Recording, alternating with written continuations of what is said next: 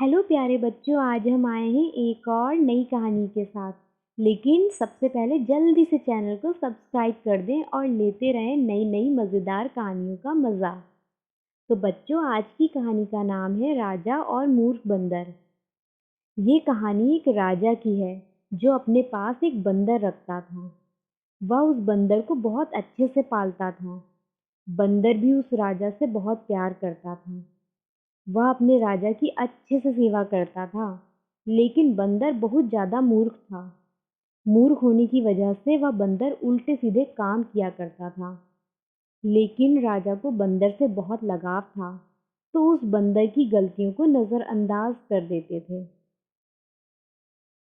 एक दिन वह बंदर अपने राजा को हाथ वाले पंखे से हवा दे रहा था।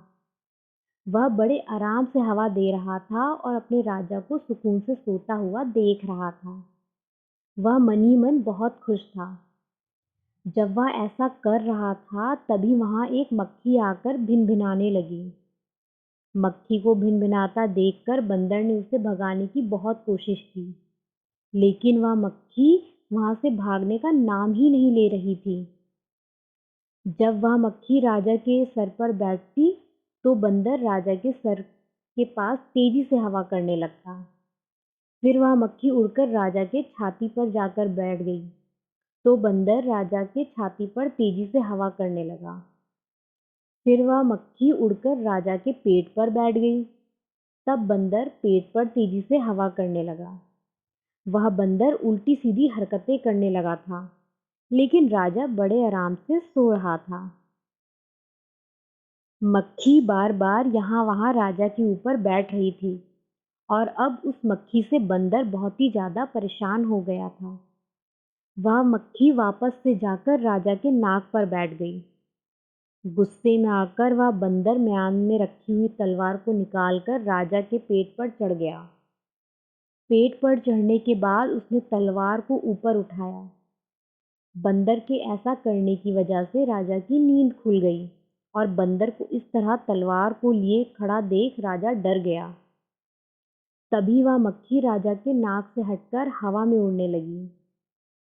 तब वह बंदर मक्खी को मारने के लिए तलवार को हवा में इधर उधर घुमाने लगा। यह सब देखकर राजा बहुत डर गया। डर के मारे वह राजा उस कमरे से भाग गया और उसने सैनिकों को बुलाया। सैनिकों ने जैसे तैसे बंदर से तलवार छीन ली और उसे शांत किया। तब राजा ने उस बंदर से दूर रहने का फैसला लिया।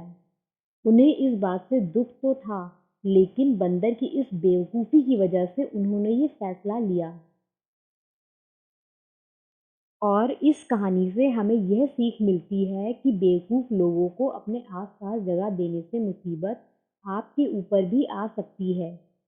बेवकूफ़ लोग बिना सोचे समझे कार्य कर देते हैं, और उसका दुष्परिणाम उनके आसपास के लोगों को भी भुगतना पड़ता है।